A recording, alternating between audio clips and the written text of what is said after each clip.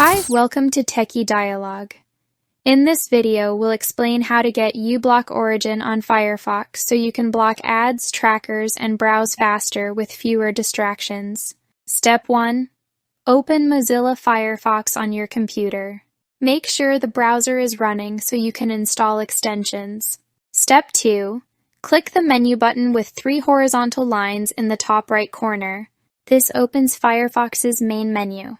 Step 3. Click Extensions and Themes from the menu. This takes you to the Firefox add-ons page. Step 4.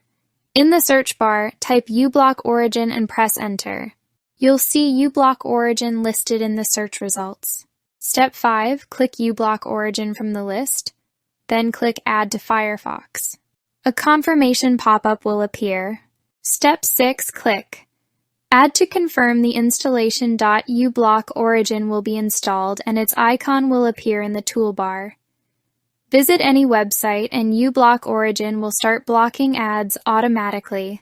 Thanks for watching, and don't forget to subscribe to Techie Dialogue for more simple and helpful Firefox tutorials.